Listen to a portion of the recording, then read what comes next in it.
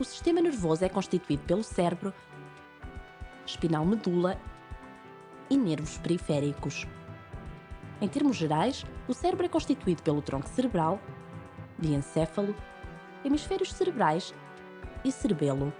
As unidades básicas do sistema nervoso são os neurónios e as células da glia. Cada neurónio é formado pelo corpo celular, onde se localiza o núcleo, pelo axónio e pelas dendrites. No cérebro, existem cerca de 100 mil milhões de neurónios e cada um comunica em média com outros 10 mil neurónios. Este número é astronómico e aproxima-se do número de estrelas que os cientistas estimam existir no universo. Os neurónios integram sinais elétricos como se o seu corpo celular fosse uma calculadora. É como se somasse sinais excitatórios e inibitórios, enviando uma mensagem para o axónio quando a soma resultante é positiva. Esta mensagem é propagada ao longo do axónio pela geração de potenciais de ação.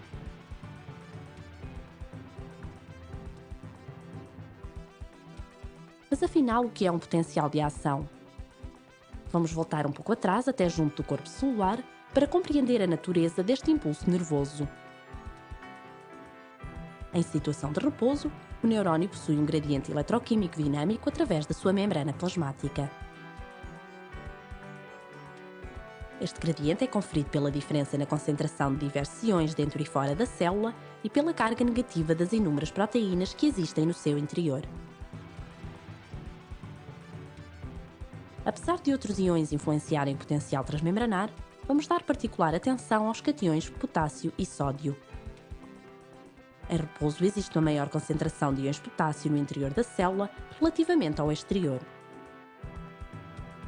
Opostamente, a concentração de íons sódio no interior da célula é menor do que no exterior. Este gradiente de concentrações de repouso é gerado principalmente pela entrada de íons potássio para compensar o excesso de cargas negativas devido às proteínas. A presença de canais de potássio que se encontram abertos na membrana em estado de repouso torna-a muito mais permeável ao potássio do que ao sódio. Esta permeabilidade seletiva da membrana faz com que o potencial de repouso possa variar entre menos 60 e menos 90 mV. Quando um neurónio é estimulado, observa-se uma despolarização da membrana para potenciais mais positivos, seguindo-se uma repolarização que faz com que a membrana retome o potencial do seu estado de repouso. Esta variação de potencial transmembranar origina e caracteriza um potencial de ação. Vamos agora ver todo este processo em maior detalhe.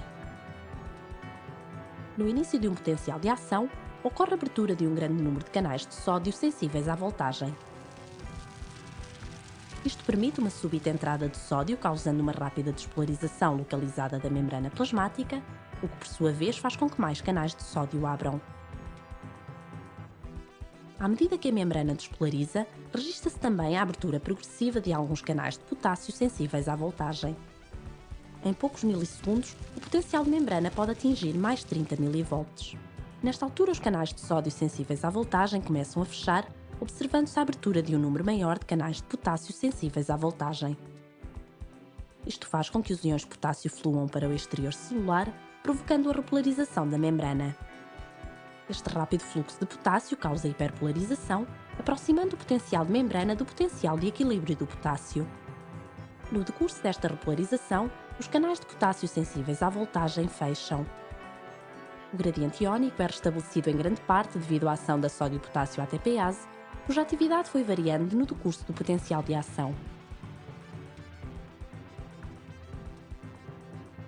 Esta atividade é muito importante e envolve cerca de 25% do consumo energético no homem em repouso. A presença de uma camada isolante de mielina ao redor de alguns axónios permite que a transmissão do potencial de ação ocorra mais rapidamente. A camada de mielina ao longo do axónio é descontínua, existindo pequenas zonas do axónio expostas ao meio extracelular com uma maior densidade de canais de sódio sensíveis à voltagem. Isto permite uma mais rápida propagação do sinal de forma saltatória pelas regiões não mielinizadas. Os canais de sódio sensíveis à voltagem desensibilizam temporariamente depois de cada potencial de ação, o que faz com que a onda de despolarização característica do potencial de ação seja sentida nos canais de sódio presentes no nódulo seguinte e não no anterior. É assim garantida a condução unidirecional do potencial de ação ao longo do axónio. Em determinadas situações, pode ocorrer um desequilíbrio entre sinais excitatórios e inibitórios, levando a uma hiperexcitabilidade das redes neuronais. Neste estado, pode desencadear-se uma crise epilética. De modo a combater estes episódios, foram desenvolvidos fármacos que tiram proveito da investigação fundamental sobre o modo de atuação de determinadas toxinas naturais. Estas são utilizadas por várias espécies, quer para fins de defesa contra predadores, quer para provocar a paralisia das suas presas. O veneno do Corno geographus, uma espécie de caracol marinho, contém um cocktail de peptídeos e outros compostos, entre os quais alguns que bloqueiam os canais de sódio sensíveis à voltagem, interrompendo a transmissão dos potenciais de ação nas células nervosas. Este efeito provoca paralisia e foi adaptado por estas espécies como estratégia para imobilizar presas muito mais velozes. No caso do peixe-bola, uma toxina, a tetrodotoxina ou TTX, é usada para fins de defesa. Esta neurotoxina interage com os canais de sódio sensíveis à voltagem, bloqueando a entrada do canal e impedindo a entrada de sódio e, consequentemente, o início ou propagação de um potencial de ação. Este conhecimento permitiu o desenvolvimento de alguns fármacos antiepiléticos que atuam sobre canais de sódio sensíveis à voltagem de modo semelhante à TTX, podendo atuar, no entanto, em regiões distintas do canal. Estes fármacos impedem que o sódio atravesse os canais, levando à inibição da propagação do potencial de ação e consequente diminuição da atividade das redes neuronais.